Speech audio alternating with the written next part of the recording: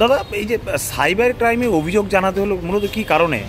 দেখুন, এর আগেও আমি অভিযোগ জানিয়েছি, আবারও আজকে একটু অভিযোগ জানালাম। যতটুকু আইনত সাইবার ক্রাইমের মধ্যে পড়ে তার মধ্যে দিয়ে দেখুক, এটুকুই আমার আগ্রহ থাকবে। মূল যে বিষয়টা, যে সারা রাজ্যে নির্বাচিত জনপ্রতিনিধিদের যে পেজ রয়েছে, সেই পেজের প্রথম 4-5টি পেজের মধ্যে আমার পেজ, যেহেতু মানুষের কাছে অনেক মানুষ, লাস্ট আমার 18 মিলিয়ন হচ্ছে আমার পেজের রিচ।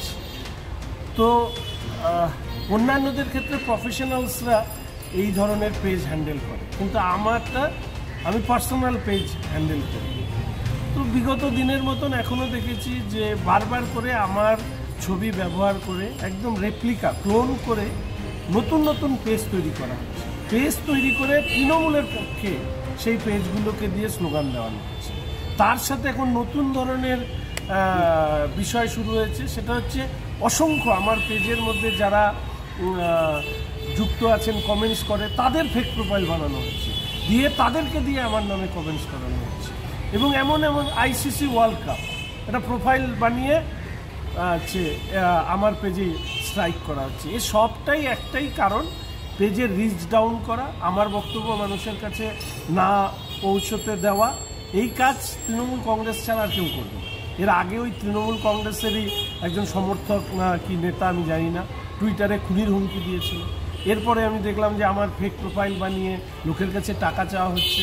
এখন যেটা শুরু হয়েছে সেটা হচ্ছে যে আমার পেজের রিচ ডাউন করা, তৃণমূলের সাথে আমি যুক্ত হচ্ছি বা তৃণমূলের হয়ে স্লোগান দিচ্ছি, এই ধরনের হাস্যকর জিনিস করে রাজনৈতিক দল হিসাবে এবং তৃণমূলের আইটি সেল যারা এগুলো করে, এ ধরনের নোংরামি করার কি দরকার?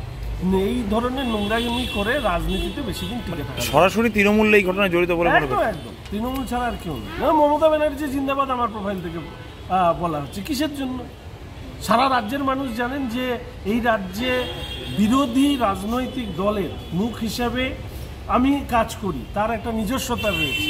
যেখানে মমতা ব্যানার্জির পদত্যাগের দাবি রেখে এই লড়াইটা আমরা করছি, এবং বারবার করে এই আরজি করের ঘটনার পরে আমার উত্তরবঙ্গে হোক পশ্চিমবঙ্গে হোক প্রতিটি ক্ষেত্রে একটাই তো দাবি বলেছি যে এই রাজ্যের অনাসৃষ্টির মূলে হচ্ছে মমতা ব্যানার্জি। তো সেই মমতা ব্যানার্জির নাম ধরে আমার প্রোফাইল দিয়ে স্লোগান দেওয়ানো হচ্ছে, বক্তব্য রাখা হচ্ছে, না জানি কোথায় কী করছে। কারণ বিষয়গুলো আসে, অন্যেরা যখন দেখে তখন আমাকে জানায়। সবসময় তো আমি সারাক্ষণ ফেসবুক পেজ নিয়ে বসে থাকতে পারি। ফলে এই ধরনের রুচিহীন কাজ না করাই ভালো। Thank you.